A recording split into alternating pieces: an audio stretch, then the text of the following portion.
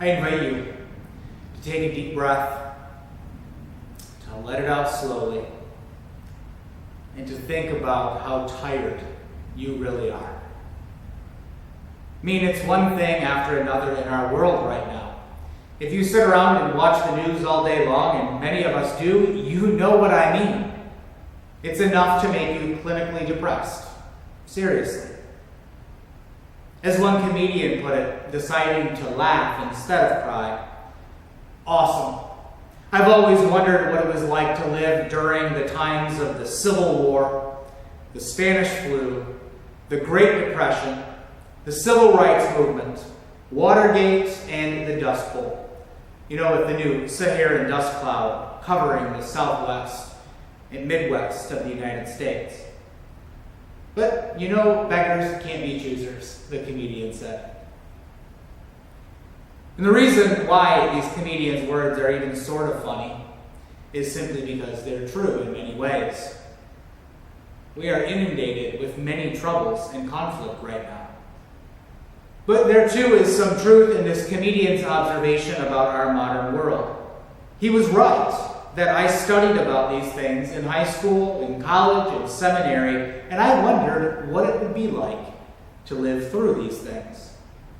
I even judged a lot of people for being on the wrong side of history, making the claim that if I were alive then I would have done something. I would have marched with King.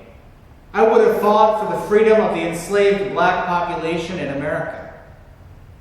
I would have shared what I had when others had nothing, being self-sacrificing like the Joad family that you might know from John Steinbeck's novel, The Grapes of Wrath, which is about people fleeing from the Dust Bowl in the Great Depression. As I like to think that I would have done the right thing, wearing a mask during the Spanish flu. I'd like to think that if I had been there, I would have been a decent person.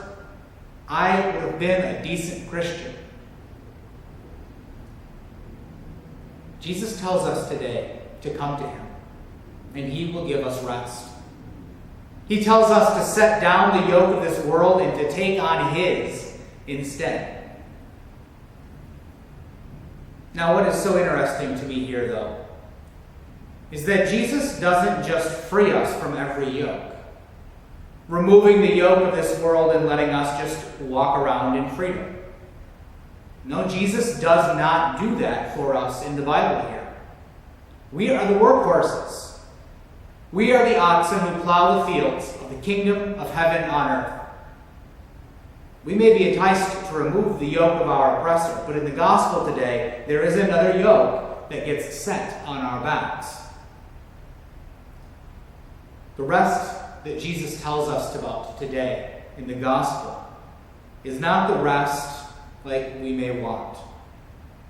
Jesus' rest is not about giving up, quitting, or escaping. The rest that Jesus offers us with his yoke is about work, just a different type of work in which we live in this world in different ways. A way where love guides everything that we do. Jesus' way, where the fear and insecurity that guide us so often are set aside. This new yoke, this new way, is about following Jesus in his ministry of justice and love, and knowing that there ain't a thing in this world too hard to carry with Jesus as your master and guide through it all. We take comfort that his yoke is easy and his burden light, especially compared to what this world wants to put on our backs. Martin Luther King Jr. may have said it the best in the last century. He said, "Hate is too big of a burden to bear. I have decided to love." This is what the yoke of Christ is about here today. We are offered a peace in Jesus Christ today in following his ways. We are promised that he will be with us through it all. We are promised that he is going to take care of us and to love us. We are simply called to be like Jesus and to bear his love for the world. But look, we don't get to escape the world or our part in it.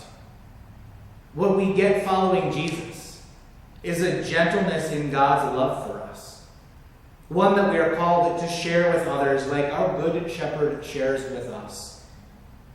And we don't get the easy out like we might want, to just plain escape from the troubles of this world.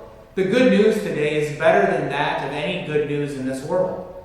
We will indeed have rest for our souls. Rest for our souls. And what, I ask you, is more profound than that? Rest for our souls. Jesus' yoke is about work, but fulfilling work that leads to meaningful life. Work that is not draining work that we seek to escape from today. It's about the privilege of getting to do what we are called to do. Work that we find meaningful, not that we have to do. One of my grandfathers, my dad's dad, knew that type of work well. The back-breaking work that was closer to hell than anything else. He worked in foundry most of his life after serving in the army. The work was dirty. His shift began at 6 a.m. He hated it. Only doing it so that his children didn't have to do it too. Working to hopefully create a better life for the next generation. But he hated it. We all knew that. And then with only a year left or so before retirement, one day he dropped dead at work. Now that's the kind of work, the kind of yoke that Jesus has come to free us from. I think that we probably all hope to be one of those people we see every once in a while in our lives, though they seem few and far between. One of those people who brag about their work, saying things like, I feel like I've never worked a day in my life, or I love what I do, I wouldn't give it up for the world. As opposed to my grandfather's experience, this is the closest I can figure to what Jesus means today when he tells us to take his yoke upon ourselves. Joy. Getting to say, I wouldn't give up my work for the world. This is what it's like to take Jesus' yoke upon our shoulders. This is the work that Jesus has given us to do. I invite you to think back to the question today that I alluded to in the opening lines of my sermon. What would you have done? Who would you have been? On what side of history would you fall if you had lived during times of great distress? If you lived during a pandemic and during social unrest in our country? What difference would you make? Because this is our chance to do just that. This is our time to work, to happily take the yoke of Christ on our backs. If you've ever thought about what you would have done when you took a history class and learned about those things in the past, if you had only lived during that time of unrest, well, this is your chance.